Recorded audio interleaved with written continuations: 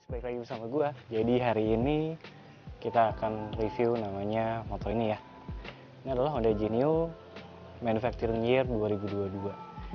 Ini kebetulan dipinjemin sama Astra Honda Motor. Kita akan review selama seminggu ini ya. Jadi gimana reviewnya? Kita akan review walk around segala macam ya. Oke, gimana videonya? Stay tune.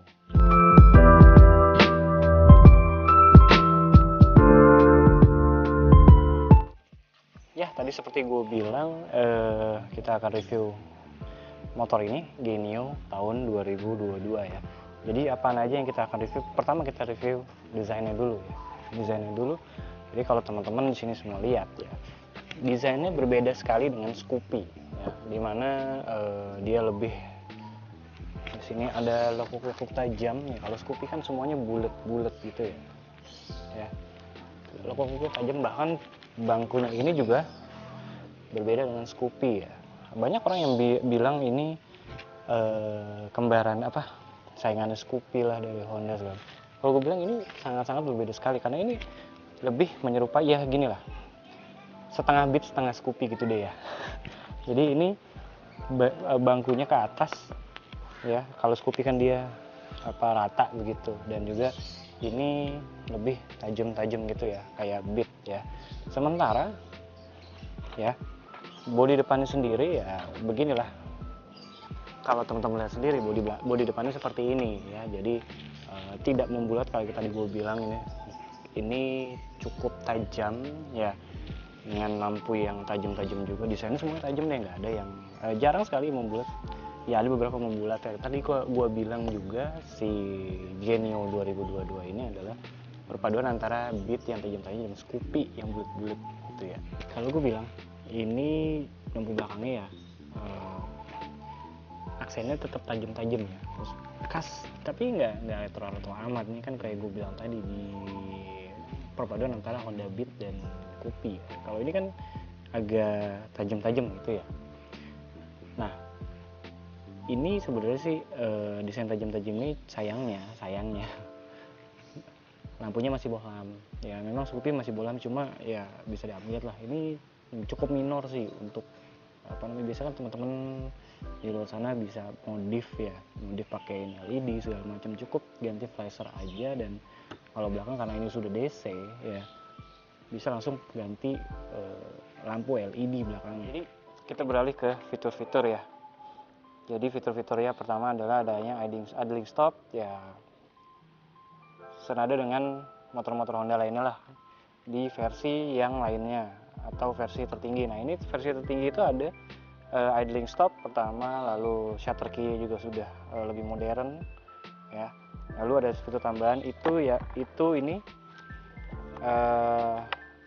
USB charger ya. Sayangnya ini USB charger ini terpisah sekali dengan jadi dijual terpisah. Biasanya kalau PCX itu udah langsung ada USB, jadi tinggal langsung tancap aja udah ngecas ya. Kalau ini kita harus beli ininya terpisah ya. Nah lalu ada satu lagi adalah CBS. Jadi ini ada pelat ya, yang menghubungkan antara rem depan dan rem belakang ya. Jadi ini pelatnya terhubung dengan tuas rem belakang di situ ya. Jadi kalau teman-teman tarik yang depan cut gitu ya, si pelat ini ya akan ikut tertarik dan dia akan mendorong ya. Di sini dia ada kabel gitu mendorong yang menyambung ke tuas rem belakang ya. Dan juga sebaliknya seperti itu. Kalau misalnya tuas rem belakang ditekan kayak gini ya, kan pelat yang itu saja yang bergerak ya. Jadi rem depan juga akan tertekan ya. Jadi itulah namanya kombi brake system ya. Dan di sini cuma sederhana sekali sama pelat begini aja ya. Begitu. Penjelasannya sih kombi brake system seperti itu ya.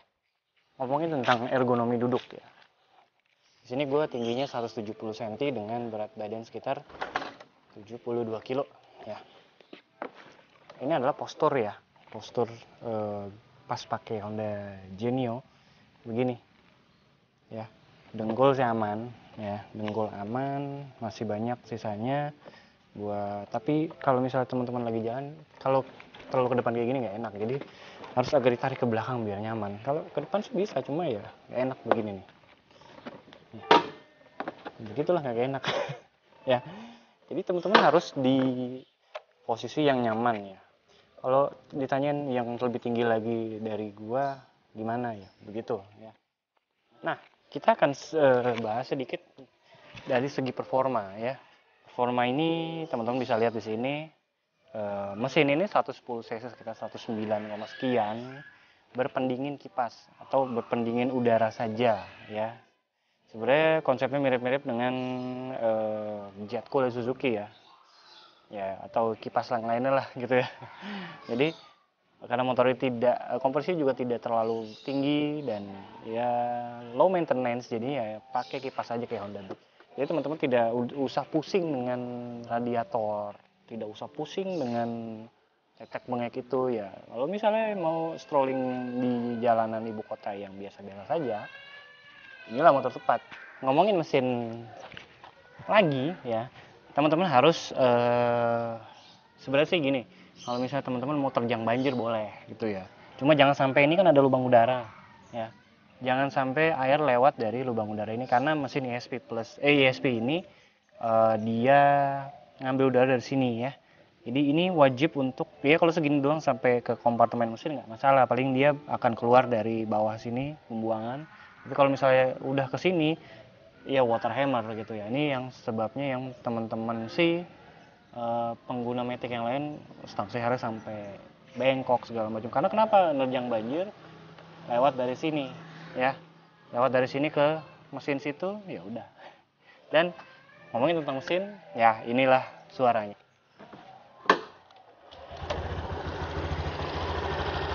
Kalau gue bilang sih cukup halus ya, karena ini motor cuma 110 cc dan ya udah, tidak ada yang spesial tentang performa gitu ya. Walaupun ini case-nya adalah ini motor overstroke ya, tapi kalau tarikan atasnya masih bisa oke sih kalau gue bilang. Jadi kemarin gue sempat nyoba masih bisa dapat di 90-an kilometer per jam, tapi ya nggak boleh digeber, tapi harus diurut ya. Nah kalau gue bilang sih si mesin ini mempunyai potensi lebih jauh, karena ya Honda sepertinya mengkebiri semua motornya ya, jadi performa penuhnya nggak kelihatan ya. Dan untungnya si mesin ini masih dilengkapi dengan kickstarter, jadi kalau teman-teman mengalami permasalahan dengan aki ya udah salah aja gitu ya. Nah lalu kita ke kaki-kaki depan ya. Ban depannya sendiri berukuran 190, berarti 10 cm dari sini ke sana dan 9 cm dari sini ke sini. Nah, cukup ini sih donat ya. Nah, lalu bannya sendiri federal ya. Ini velgnya sendiri made in China ya, di sini terlihat, tapi punya Honda. Ini 1112 dengan 1112 dengan Scoopy yang lama. Jadi bukan Scoopy yang baru ya. Karena Scoopy yang baru berbeda. Si kaliper depannya sendiri dia tidak pakai Nissin, pakainya Tokicho ya. Meskipun sama-sama bagus juga ya oke lah. Nggak ada masalah sih sebenarnya. Yang penting pengereman cukup bagus nih kalau gue bilang ya. Dan oke. Di sini untuk kaki-kaki belakang sendiri, ini sepertinya pernya, shocknya, panjangnya juga identik dengan Honda Beat ya.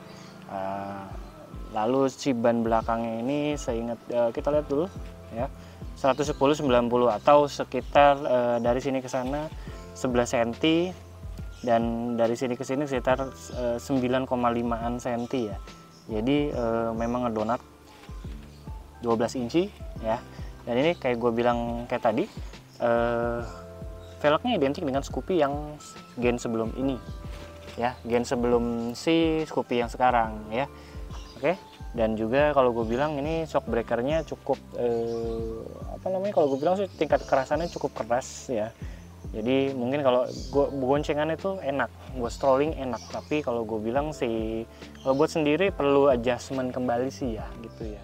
Nah dari sini kita bakal lihat si speedometernya ya.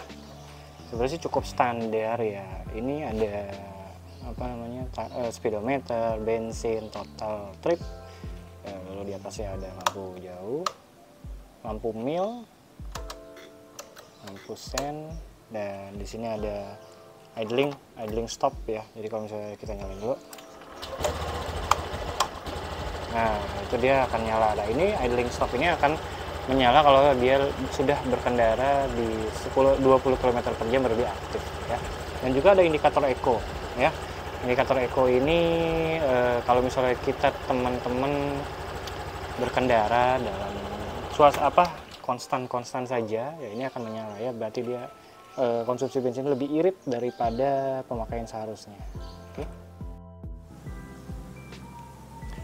Nah ini dia kapasitas bagasinya ya, kalau gue bilang sih cukup kecil ya. Kita akan coba untuk menempatkan beberapa helm. Nah di sini gue ada beberapa helm ya, helm anak-anak, helm KYT, Elsico, dan helm Carglass yang biasa dipakai oleh ukti-ukti. Jadi pertama kayaknya yang paling gede dulu ya, KYT Elsico ya. Kalau bisa masuk, nggak bisa. Jadi dia gimana ya, nggak bisa, tidak bisa juga ya. Oke, jadi itu dia. Satu, ini kita punya helm Carglass di sini. Apakah muat? Tidak muat juga ya. Nggak muat juga cuy. Ya, yang muat cuma ini, kayaknya helm anak-anak ya. Ya. Dan juga ini kayaknya, oh ya bisa ya. Oke, jadi terbalik begini. Ininya kita akan coba lagi, kayaknya ini tetap nggak bisa ya, tetap nggak bisa ya. Jadi itu aja yang masuk. Jadi ya kayaknya helm standar helm standar Honda bisa masuk sini, tapi ya perlu dicari tahu lebih lanjut. Oke, jadi ini Honda Genio ya. Dengan harga sekitar 16 jutaan teman-teman bisa dapat fitur retro, lalu untuk USB charging juga ya. Untuk strolling touring kecil-kecil cukup oke. Kita nanti akan lihat video review tentang kalau nanjak gimana gitu ya. Jadi inilah dia Honda Genio, dan tersedia di dua macam varian, yaitu yang non idling stop dan idling stop. Jadi kalau gue bilang sih worth it ya untuk entry level, selain di atasnya Honda Beat tapi di bawahnya Scoopy gitu loh ya. Jadi teman-teman bisa consider ini sebagai second opinion kalau misalnya nggak mau beli Scoopy karena terlalu bulat, atau nggak mau beli Beat karena terlalu common, ya beli ini ya. Ya kalau gue bilang sih itu cukup tricky juga ya. Ya oke. Kalau gue bilang conclusionnya adalah motor ini motor-motor retro dengan fitur yang di bawah Scoopy tapi di atas Beat gitu ya. Itu sih kalau gue bilang untuk strolling dalam kota, luar kota, asal jangan nanjak ekstrim kayak trail saja ya, itu bisa dipertimbangkan untuk beli motor ini ya. Oke, itu aja sih dari gue. Thank you for watching. Ketemu lagi dengan Dim selanjutnya di video selanjutnya. Jangan lupa subscribe juga ya. Oke, Dim sign out. Thank you.